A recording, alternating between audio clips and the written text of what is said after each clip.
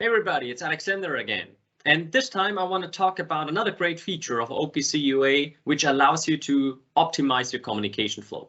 So something that allows you to really reduce the number of data being sent from the server to the client in this example. And this is a feature that we call deadbands. So let's look into it.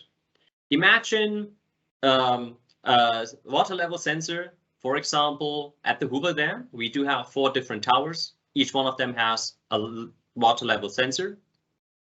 And now you can imagine that whenever you do a sample of those sensors, you will never get the same value as the previous one, because the water level always changes because of wind, boats on the water, movements, all the different things that are going on will always change the water level.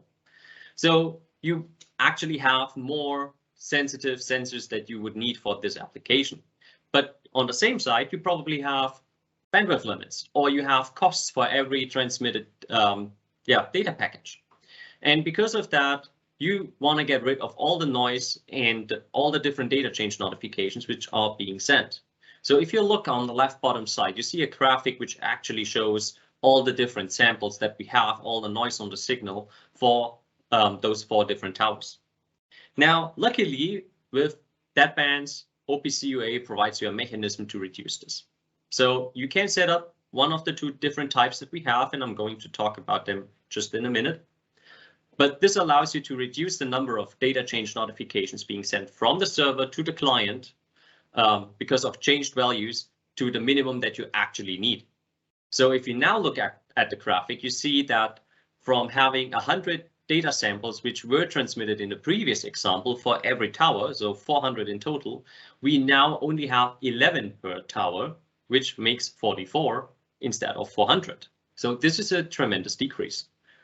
The beauty of that is that this is being configured on the client side. So the client application chooses the deadband that is of interest for its application. So a dashboard or a condition monitoring system could have a different deadband setup than the operator panel, which probably needs more accurate or more information.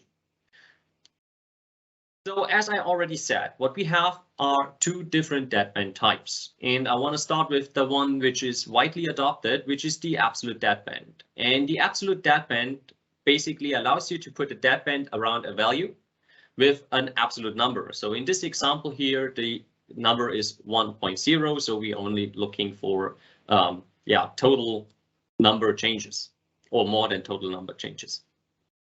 And this feature is part of the standard data chain subscription 2017 server facet, which is implemented by all the major automation vendors in their PLCs. So this is something that all your OPCUA enabled devices are most probably supporting out of the shelf. So you just would need to configure it.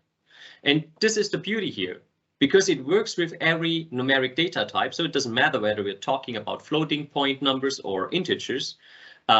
It is configured by the client application, so you can do that afterwards, after you already have your whole architecture and system in place.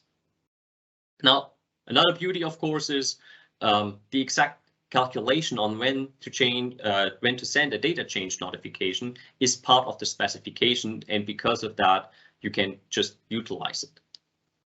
And it's always the same. It's always standardized. Now, the second mechanism that we have is the percent deadband. And percent deadband now has a bit more to it. What you can imagine, or what you know, is that when you do percentage calculations, you always need a baseline. And the baseline is provided in OPCUA by utilizing a type or subtype of the analog items, which has the EU range as property.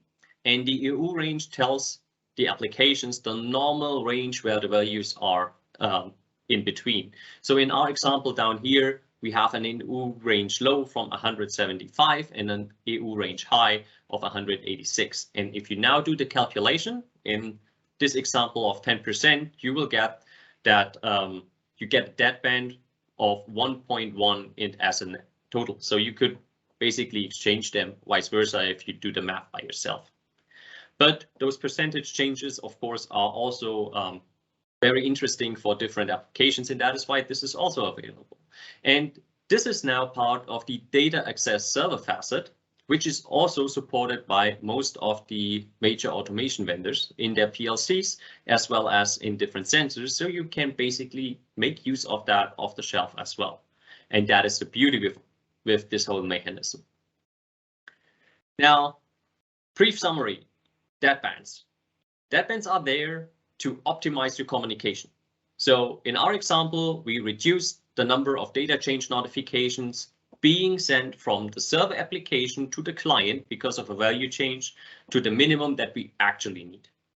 You could also utilize deadbands to reduce the noise on signals. So if you say, well, I don't want to have all those noises, all the noise going on there, then you could utilize the deadband, doing it exactly the same way as to optimize your communication.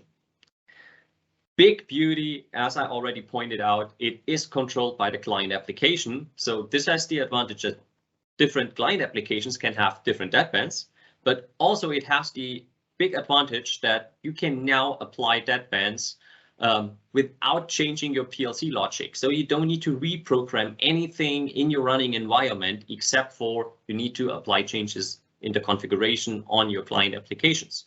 So you would need to update your dashboard configuration, your HMI configuration, but then you can already utilize it without changing anything in the lower controlled network. And that is something that is a big advantage. And we do have two different types of deadbands, where one is the absolute and the other one is the percent deadband.